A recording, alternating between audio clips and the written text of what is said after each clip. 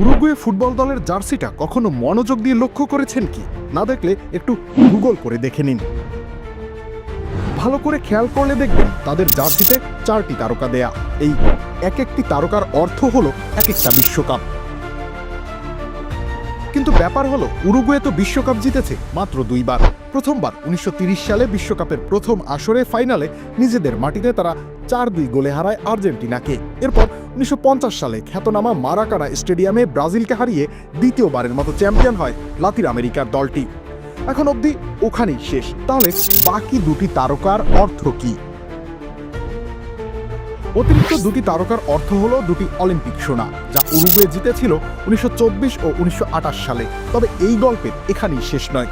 যেমন আর্জেন্টিনার জার্সিতে 3টি তারকা, তারা 1978, 1986 এবং 2022 সালের বিশ্বকাপ জয়ী দল। নীল সাদা জার্সিতে 2004 ও 2008 অলিম্পিক ফুটবলের সোনা জয়ের কোনো অস্তিত্ব নেই।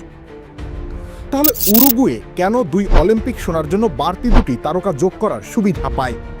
এই উত্তরের জন্য একটু ইতিহাস ঘাঁটতে হবে। ফিফা 1904 সালে প্রথম বিশ্বকাপ আয়োজনের চিন্তা করে। অনেক আলোচনার পর 20-এর দশকে ফাউন্ডেশনের প্রধান জুলেরিমে বিশ্বকাপ আয়োজনের ব্যাপারে সদস্য দেশগুলোর সম্মতি আদায় করেন। তবে তখন ফিফা অবকাঠামো কিংবা আর্থিক দিক থেকে আজকের মতো সচ্ছল ছিল না। তাই প্রথম দিকে তারা অলিম্পিকের সাথে সমন্বয় করে বিশ্বকাপ আয়োজনের চিন্তা করে।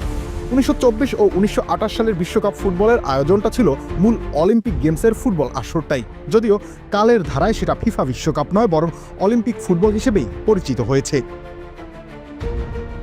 ফিফা তাই ওই দুটি অলিম্পিক ফুটবলের সোনাজয়ী দলকে বিশ্বকাপ জয়ী দল হিসেবে মানে। তাই উরুগুয়ে নিজেদের জার্সিতে বাড়তি দুটি তারকা যোগ করার সুবিধা পায়।